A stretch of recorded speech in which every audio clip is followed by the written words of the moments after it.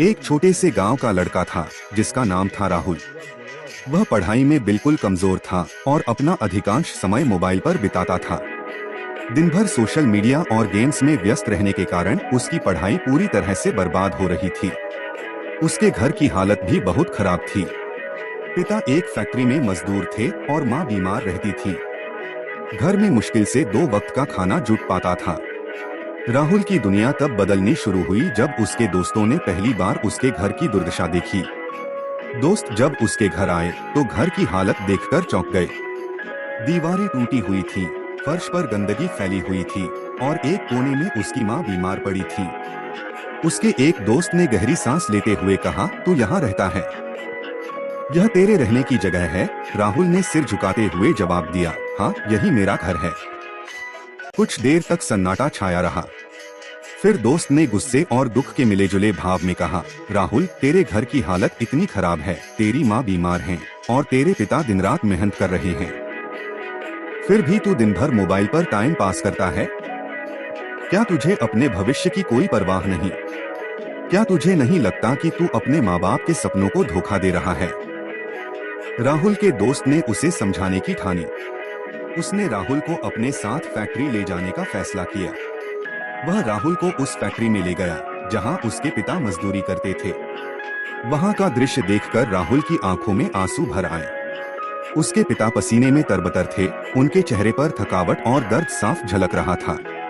एक कोने में उनके सहकर्मी कह रहे थे, भाई, तेरा संघर्ष देखकर दिल पसीज जाता है। तेरी पत्नी बीमार है, बेटा पढ़ाई में कमजोर है और तू अकेला पूरे परिवार का बोझ उठा रहा है। आखिर कब तक चलेगा ये सब? राहुल के पिता ने गहरी सांस ली और कहा, मैं जो भी कर रहा हूँ सिर्फ अपने बेटे के लिए कर रहा हूँ। मुझे भरोसा है कि एक दिन मेरा बेटा इस फैक्ट्री से भी बड़ी कंपनी का मालिक बनेगा। बस उसके भविष्य की सोचकर ही मैं यह सब सहन कर रहा हूँ। यह सब सुनकर राहुल का दिल बैठ गया। उसने पहली बार अपने पिता का दर्द महसूस किया। उसके दोस्त ने कहा, देख, तेरे पिता तुझसे कितनी उम्मीदें रखते हैं। क्या तू उनकी उम्मीदों पर खरा उतर पाएगा? राहुल के अंदर कुछ टूट गया और कुछ नया बनने लगा। उस दिन उसने निश्चय किया कि अब वह अपनी जिंदगी को बदल कर रहेगा। उसने अपने सारे बहाने और आलस्य को किनारे रख दिया। उसने अपने मन में ठान लिया कि आने वाले 5 सालों में वह अपने पिता की उम्मीदों को सच करके दिखाएगा। उस दिन के बाद राहुल ने मोबाइल को अलविदा कह दिया और दिन रात मेहनत करने लगा।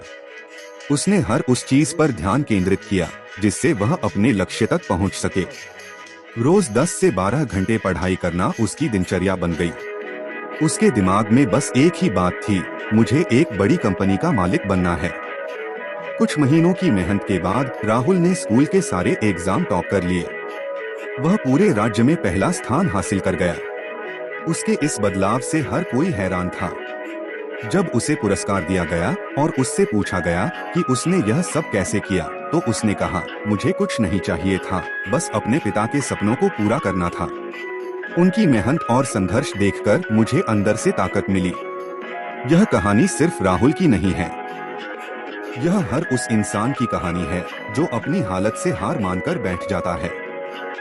अगर आप भी अपने सपनों को पूरा करना चाहते हैं तो पहले अपनी सच्चाई को स्वीकार करें, खुद को पहचानें और मेहनत में जुट जाएं। याद रखें, कोई भी सपना मेहनत के बिना पूरा नहीं होता।